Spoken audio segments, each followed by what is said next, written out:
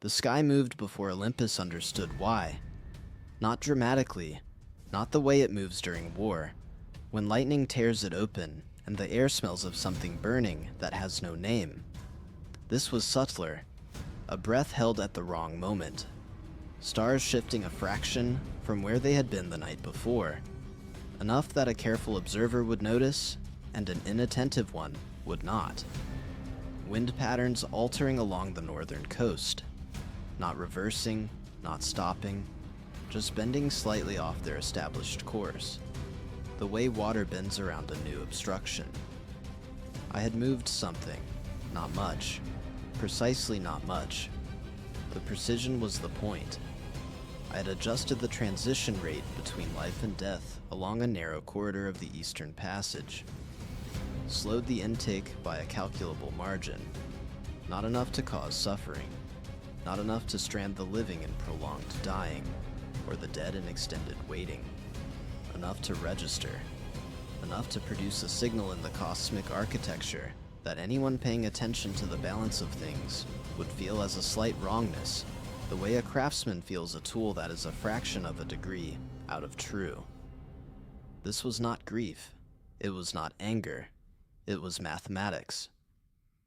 I wanted to know what Zeus could feel from above. I wanted to know how quickly he could respond.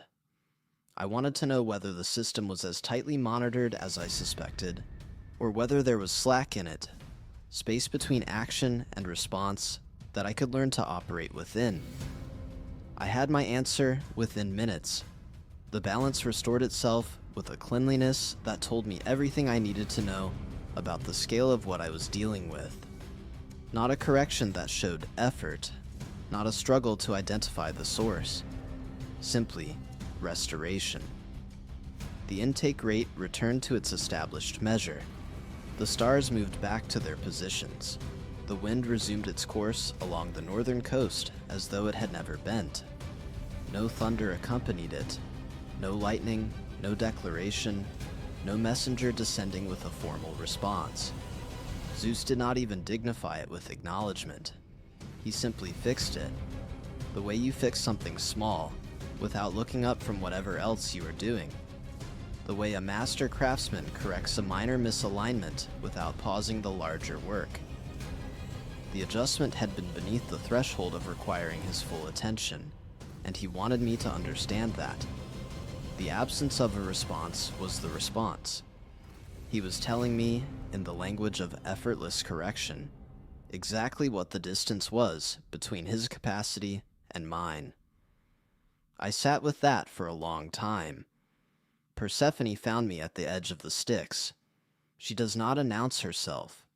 She has learned the geography of this kingdom, the way she learned the geography of the meadows above, not by being shown, but by moving through it until it becomes familiar.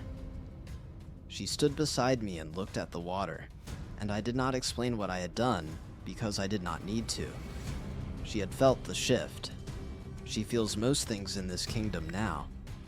You measured him, she said. Yes. And? I told her what the restoration had told me. The speed of it. The effortlessness.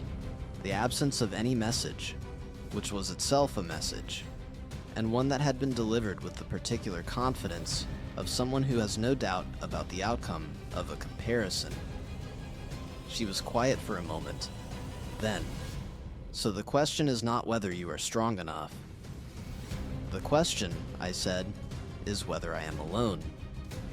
She looked at me then, not with the expression of someone who has just understood something new, but with the expression of someone who has been waiting for the person across from them to arrive at something they already knew. She said nothing further. She did not need to. The thought was already complete, and she is not a god who speaks past the end of a sentence. Karen was waiting when I returned to the passage hall. He had felt the test and its correction. He understands the mechanics of this kingdom at a level that rivals my own, and the sequence of events would have been legible to him from the moment the intake rate shifted. He asked no questions about what I had done or why. He is past the point of asking questions whose answers he already holds. A power that restores itself that quickly, he said, has been maintaining that speed for a very long time. One sentence. He let it stand without addition. He was right in the way that simple, true statements are right. Without elegance, without comfort, without any quality except accuracy. Zeus had not built his control of the cosmic architecture recently. He had not assembled it in response to a threat. It had been constructed over the full span of his reign, refined and reinforced through every challenge he had absorbed and neutralized. And it operated now with the automaticity of something that no longer requires conscious oversight for ordinary maintenance. What I had tested was not the edge of his attention. It was the edge of a system that extended well beyond his attention. He didn't even have to look. I returned to the throne room and remained there alone. The underworld moved around me at its established pace. The dead passed through in their numbers. The rivers held their courses. The wardens maintained their posts. All of it continuing with the same regularity it had always maintained, absorbing Pathion's absence the way it absorbs everything, efficiently and without spectacle. My kingdom functions. It will always function. That is both its strength and its present limitation. I had built something permanent, something that could not be disrupted by weather or war, or the kind of chaos that topples structures built on spectacle. But I had built it alone, and alone was what it was. And alone, I had just confirmed, was not sufficient for what was coming. The test had been clean. The answer was clear.